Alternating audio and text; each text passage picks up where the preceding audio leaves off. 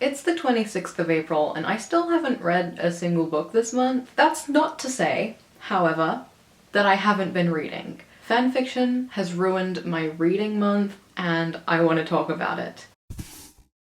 Now, I say ruined. I don't actually mean that in a negative way. I'm having a great time. I started reading fanfiction when I was like 12 or 13 years old. I read The Hunger Games and wanted more and never looked back. However, I was reading fanfiction at a young age. Did that cause irreversible damage? Probably. I've seen things. I think fanfiction is great. I was really into it when I was like in my early teens. And I stayed interested into my mid-teens. And then there was a point where I just kind of stopped reading it, right? Early days, I was a Wattpad girly. This was pre-ads on Wattpad. I remember the first advertising campaign that Wattpad really pushed, and that really took me away from the platform. And then it was just one-shots here and there on Tumblr or AO3. Now, 10 years later, I'm back. Not to Wattpad, I can't stand that site. I tried to go on there and read an old story I loved when I was young, and I couldn't handle just the website. Not for me.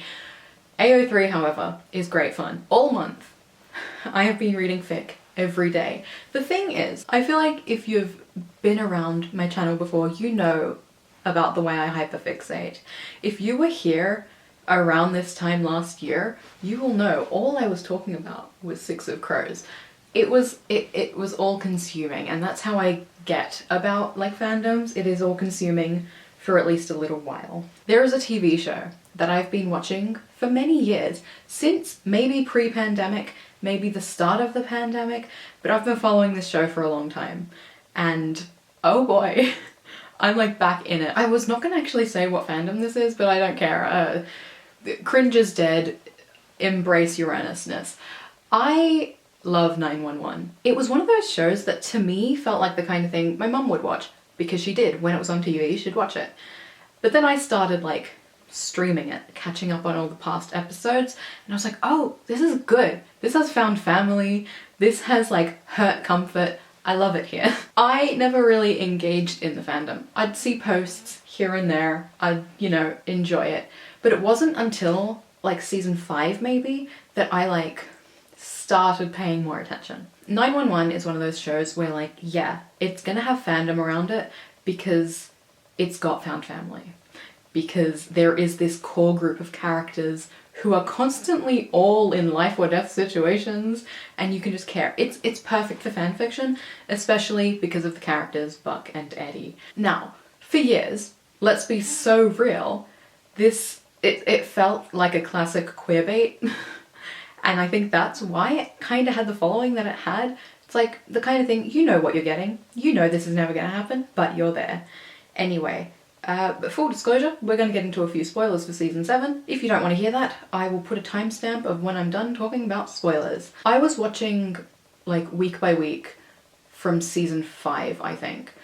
But I wasn't that interested. Season 5 and 6 felt really strange to me. There was just this weird energy going on. It felt very aware of fan responses to Buck and Eddie and felt like it was mad about it in a way. I don't know.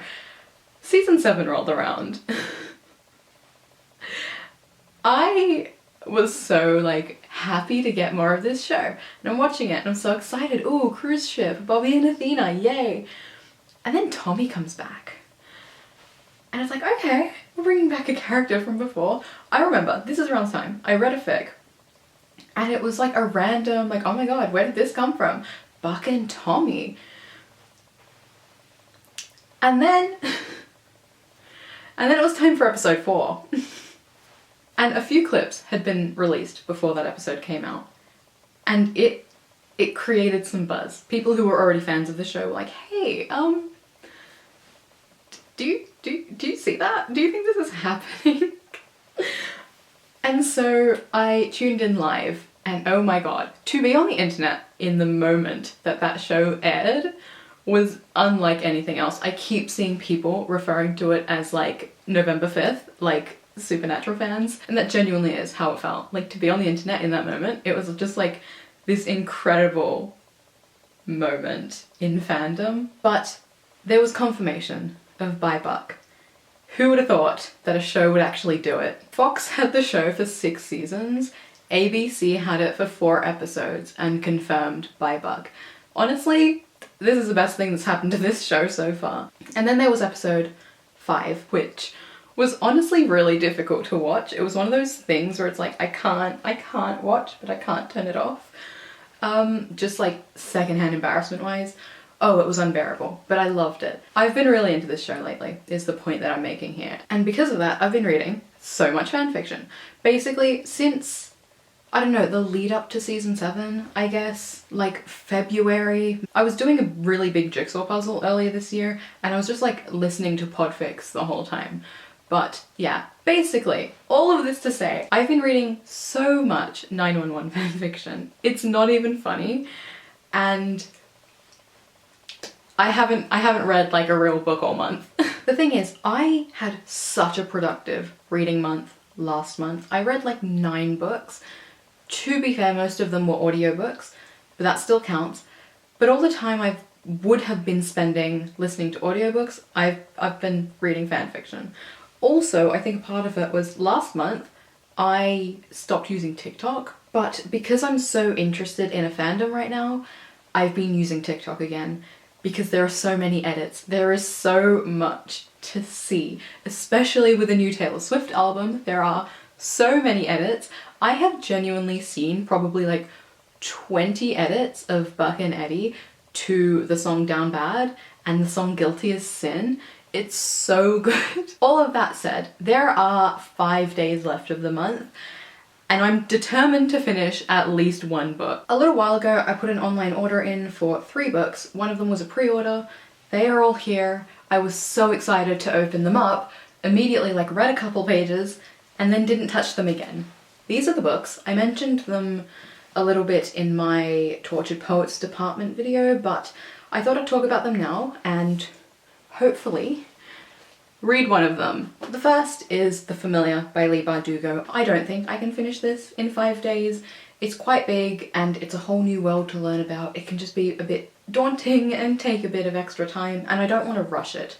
That's the thing. I don't want to just speed through something for the sake of finishing it. I want to enjoy it. So I don't think I'm going to finish this anytime soon, but I wanted to mention that I got it and that it's really pretty and I'm really excited to read it. Next is a book that I've been like vaguely talking about for months. I was looking for a physical copy everywhere, couldn't find one, and so I bought it online. Bookstores just don't stock it, you have to special order it. And that is Maurice by E.M. Forster, or Morris. Honestly, I've never been able to find a clear right pronunciation. But yeah, I am really interested in this book. I think the context of when it was written and published is really interesting, and I'd really like to read it. There's also a movie adaptation of this book. It was actually very pleasant. I didn't think I was gonna like it very much, but it was just a nice little movie. But yeah, I do want to read this. I do think this is probably going to be the first like classic novel I ever finish. So yeah. But again, I don't think I'm gonna finish this month because 5 days is not a lot of time. However, the last book that I picked up is Love Letters by Virginia Woolf and Vida Sackville-West. I think I can finish this. I'm really intrigued by it. I love a good epistolary novel. I did have a bit of a revelation this morning. I was reading a fic. It was a pen pal story. It was great. They knew each other in real life, but they were also pen pals. They didn't like each other in real life, and they were super close in their emails. I loved it. And I realized about halfway through, I love stories with emails. I was thinking about Red, White and Royal Blue and Simon vs. the Homo Sapiens Agenda. I love that kind of thing. And then I thought about a book that I read last month, This Is How You Lose the Time War, which also had these letters. I love that kind of thing, and I've been aware that epistolary novels are something that I want to get into, but it just clicked in my head this morning, and so I really think I can finish this, maybe, in 5 days. This book is exactly what it says on the title. It's the letters between these two women, as well as diary entries and kind of communication with other people in their lives, but it is mostly what they were sending to each other. I I'm so intrigued by people's letters. I think that like part of it is me being really nosy and being like, I want to know what they're getting up to. I want to know what people are saying to each other. It's like gossip, but it happened 100 years ago, so I'm not hurting anybody. Also, like, when you're reading the letters of a poet, it's going to be beautiful. So I'm just really excited about this book. I've read a little bit. When I first got it, I read the introduction, which is by Alison Bechdel, which is incredible. But yeah, I've read a few of the letters and I'm enjoying it. I was gonna say, like, I'm enjoying it so far. I don't know how to talk about, one, non-fiction, and two, something like this, where like, is it for me to enjoy? It's the personal correspondence of real people. What does enjoying it mean? How do you say if it's good or not? It's not, I don't know. Anyway, I will check in with you after the month is done to see if I finished it and what my thoughts were, and I don't know, maybe if I read anything else, if I just stayed on my fanfiction grind. I'll see you later. It is the 30th of April, the last day of the month, and I still haven't read anything. Are we surprised? I'm sure not. And honestly, I'm totally fine with it. I've had a really great time with fanfiction this month. I'm still having a great time. I reread one of my favorites yesterday. I don't care.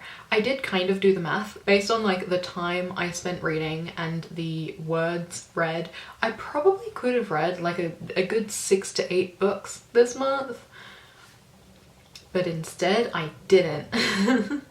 And I just read about the same 2 people falling in love over and over again, and I am so fine with it. So yeah, maybe in some ways this month was a failure. I don't consider it that. I'm having a good time. Reading is meant to be fun. It's not like a challenge, it's not a chore, and so I didn't read any books this month. That's okay. I did borrow an audiobook from the library. It's only 5 hours long, but I just don't feel like reading it, so I'm not going to. I totally could finish a book today if I pushed myself, but I'm not gonna do that. So yeah, here's to maybe actually finishing a book next month. I have a lot of books I'm really excited about. I'm really tired and like can't bring myself to read real books. So yeah, anyway, I will see you next time. If you liked this video, you can give it a thumbs up. Let me know one of the books you read this month. Maybe it will make me want to read. I think I just need to read a book that I'm going to enjoy. Fanfiction is easy to know you're gonna love it. Real books are more of a commitment. But anyway, I'm gonna go. You can subscribe. I upload every week and I will see you next time. Bye.